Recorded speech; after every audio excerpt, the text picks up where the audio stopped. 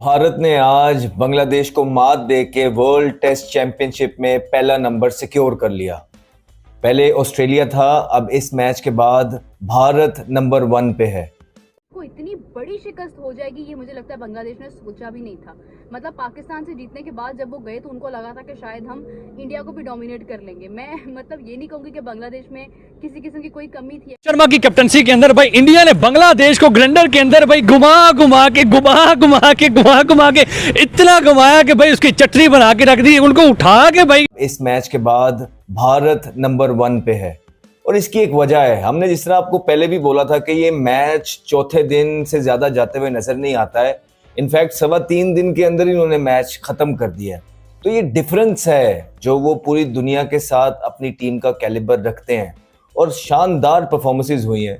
आप देखिए कि बांग्लादेश जो है तैयारी करके आया हुआ था रोहित की, कोहली की, लेकिन आउट ऑफ सिलेबस उनको पहले इनिंग में निकल आए वो जडेजा और अश्विन। उन्होंने बहुत जबरदस्त पार्टनरशिप लगा के पहले तो अपनी टीम को वो जो एक पहला सेशन बांग्लादेश की तरफ गया था उससे निकाला। ना सिर्फ निकाला, ऐसी पोजीशन में लाके खड़ा किया जहां पे उन्होंने बांग्लादेश को बिल्कुल बैकफुट पे कर दिया।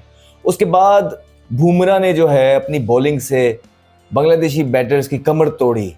उसके बाद तीसरी इनिंग में दोबारा से कोहली और शर्मा के आउट होने के बाद जिस तरह गिल ने और पंत ने पार्टनरशिप लगाई है, उस टाइम तब तो वैसे ही ये पता लग गया हुआ था कि ये मैच अब किस तरफ जा रहा है। और हमने आपको दूसरे ही दिन बता दिया था कि ये मैच 4 दिन से ज्यादा नहीं जाएगा। 3.25 दिन के अंदर भारत ने बांग्लादेश को, जो अभी व्हाइट वॉश करके आई है पाकिस्तान को, जिसका कॉन्फिडेंस बहुत ऊपर था, जिनके प्लेयर्स की तरफ से बड़े जबरदस्त बयान देखने को मिले कि वो बिल्कुल फोकस कर रहे हैं भारत की सीरीज पे और उनको पिछली सीरीज को भुला देना है। ऐसा लग रहा था कि वो बहुत टफ टाइम देंगे, ऐसा लग रहा था, बातें हो रही थी कि शायद भारत को भी बांग्लादेश टफ टाइम दे पाएगा, लेकिन ऐसा देखने में नहीं मिला। वो इसीलिए कि भारत वर्ल्ड टेस्ट चैंपियनशिप पे नंबर 1 साइड है। इसकी कोई इंडिया ने जिस तरह से डोमिनेट किया है, जिस तरह से उनकी, अगर हम बॉलिंग की बात करते हैं, बॉलिंग ने जिस तरह से रोका है रन्स को, लिटन दास जिनके साथ इतनी सारी मतलब एक समझ ले के होप्स जुड़ी थी कि लिटन दास जो है, मतलब बांग्लादेश की साइड से अगर हम देखते हैं तो उनको एक्सपेक्टेशंस तो होंगी कि लिटन दास हमारे पास मौजूद हैं और जनाब उन्होंने पाकिस्तान के खिलाफ इतने रन्स बनाए थे तो डेफिनेटली वो इंडिया के खिलाफ भी रन्स बना लेंगे, इवेंचुअली आकर कहीं ना कहीं स्टेबिलिटी आ जाएगी। लेकिन नो डाउट कि कैप्टन ने पूरी कोशिश की है, कैप्टन ने ही रन्स थोड़े बहुत इतने बना लिए, वरना तो शायद जितने रन्स हमने कल देखे थे विकेट चली जाती तो उसी के हिसाब से जो है वो बांग्लादेश ने ऑल आउट हो जाना था। लेकिन जिस तरह से जनाब 280 रन्स के फर्क के साथ बांग्लादेश हारा है, मुझे लगता है कि जो एक मोराल हाई हुआ था, जो एक कॉन्फिडेंस बूस्ट अप हुआ था, वो सब खत्म हो गया है। और इस वक्त बांग्लादेश बुरे हाल में होगा डेफिनेटली, क्योंकि उनको एक होप तो थी।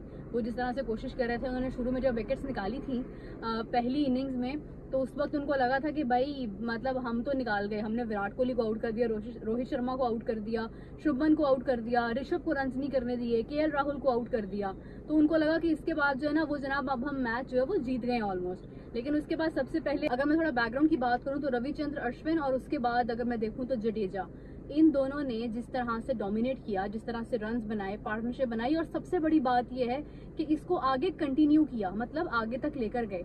नेक्स्ट डे सूरत हाल जैसे ही चेंज हुई, अगले दिन का आगाज हुआ तो on board runs on board जो है वो अच्छे खासे बन चुके थे। फिर उसके बाद क्योंकि बांग्लादेश ने कहीं ना कहीं अच्छी बॉलिंग का मुजाहरा किया पहले, लेकिन उसके बाद जब वो मुश्किलात पेश हो गई और इतने रन्स बनाए इंडिया ने, इतने रन्स बनाए कि मतलब सबसे पहले तो 515 रन्स का टारगेट ही बहुत मुश्किल था। और ये इंडिया ही था जिसने इतनी ज़्यादा डोमिनेंसी दिखा दी है, क्योंकि बांग्लादेश भी अपनी कहीं ना कहीं स्पार्क और अपनी एक एबिलिटी के साथ मैदान में उतरा था। एक टेस्ट का जो एक मेयार होता है वो नज़र आता है, जो हम अब मिस करते हैं ना। हमारे इस वक्त अगर हम पाकिस्तान का टेस्ट देखते हैं तो हमें सबसे ज़्यादा जो चीज़ समझ लें कि मिसिंग है वो ये है कि पाकिस्तान के अंदर जब टेस्ट मैचेस होते हैं तो हम बात करते हैं स्ट्राइक रेट की, हम बात करते हैं कि हमें क्रीज ऑक्यूपाई नहीं करना, हमें शॉट्स खेलकर दिखानी है, हमें नो लुक शॉट खेलनी है।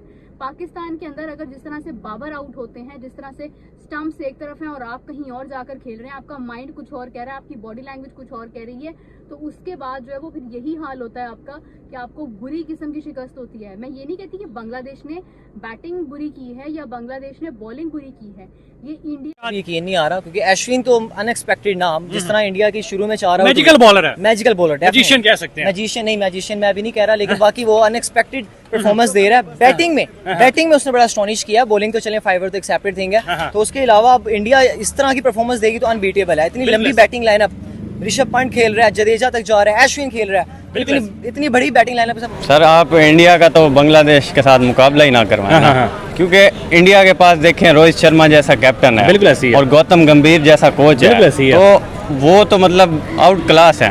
मतलब ऐसी थर्ड क्लास टीम से नहीं हार सकते जी, बिल्कुल ऐसे ही है। रोहित शर्मा की बैटिंग आप देख लें, नंबर 1 हिटर है वो, बिल्कुल ऐसी है, और कैप्टन तो वो बहुत ही कमाल का है। मैम क्या कहेंगी, 12 साल से इंडिया को कोई नहीं हरा पाया होम ग्राउंड के अंदर।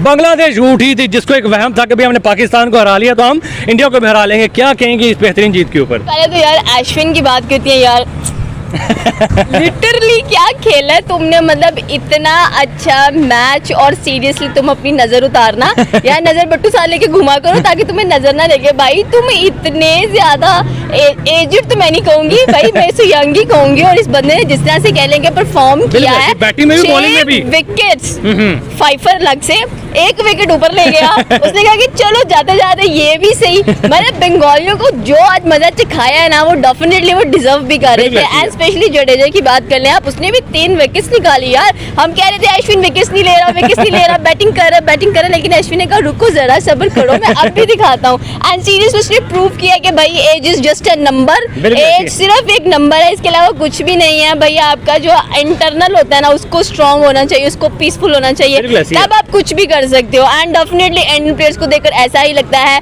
रोहित को देख लो, विराट को देख लो, परफॉर्म नहीं भी करते फिर भी इंस्पिरेशन है। वो लोग उनसे इंस्पायर होते हैं, उनको देखना पसंद करते हैं। आपने ऋषभ पंत की बात किया, भाई आई थिंक सो कि रिमार्केबल इनिंग है उसकी भी, बहुत आउटस्टैंडिंग लेजेंडरी कमबैक किया है भाई 2 साल के बाद, बिल्कुल बनता भी है। देखिए आपके ऊपर ना बातें होना शुरू हो जाती है, जब आप कुछ करते नहीं हो ना तो people will start commenting on you, आप कर नहीं रहे, ये नहीं एग्जैक्टली, कि उनको नहीं पता कि अगले बंदे की सिचुएशन कैसी है, क्या चल रहा है। तो मेरे ख्याल में आई थिंक सो कि जब आप कमबैक करते हो ना तो अच्छा कमबैक करते हो। एंड ये कमबैक ऐसा होता है कि हेटर्स क्या मेटर्स के हो जाता है, इट्स लाइक दैट। क्या कहेंगी इंडिया में जब भी कोई कमबैक करता है, जसप्रीत बुमराह ने कमबैक किया तो भाई पूरी दुनिया को हिला के रख दिया, ऋषभ पंत ने कमबैक किया तो भाई पूरी दुनिया को शॉक करके रख दिया। और प्रूफ इनके बॉलर्स है ना, एशिया कप में देखिए सिराज का अच्छा खासा कमबैक, ओडीआई के अंदर मोहम्मद शमी का अच्छा खासा कमबैक, फिर इंग्लैंड, फिर उसके बाद क्या आया हमने देखा T20 वर्ल्ड कप, उसमें फिर बुमराह का एक अच्छा कमबैक देखने को मिल गया। फिर आगे हमने टेस्ट मैचेस देखे, उसमें भी अगर बात की जाए तो मेरे ख्याल में अच्छी खासी जो विकेट्स, आई थिंक सो कि बुमराह का T20 फॉर्मेट नहीं है, लेकिन उसमें भी वो नंबर 1 पर आया। मतलब यही चीजें जो आपको फॉर्मेट नहीं है आप जय हिंद दोस्तों, भारत ने बांग्लादेश को पहले ही टेस्ट में हराया तो पाकिस्तान ने भारत की जमकर तारीफ और बोले बांग्लादेश तो स्ट्रॉन्ग टीम है ही नहीं, लेकिन इतने नीचे गिर चुके हैं, हमारी टीम इतनी ख़राब हो चुकी है कि बांग्लादेश हमें हराकर हाई बना ली। और ऐसा लग रहा था कि बांग्लादेश बहुत मजबूत टीम बन चुकी है, लेकिन इंडिया ने उनकी औकात उनको दिखा दी। दोस्तों यह तो बात बिल्कुल सही है कि पाकिस्तानी की टीम इस वक्त इतिहास की सबसे नीचे स्तर पर है और कोई भी पाकिस्तान को हरा दे और उसको गलतफहमी हो जाती है कि वो बहुत अच्छा टीम बन चुका है। यही सोचकर बांग्लादेश ने भी इंडियन को मैच से पहले बहुत सारी धमकियां दी थी, लेकिन मैच के बाद उनकी सारी धमकियों का सच सामने आ गया है। तो दोस्तों इस पे आपका क्या कहना है, कमेंट बॉक्स में ज़रूर बताएं।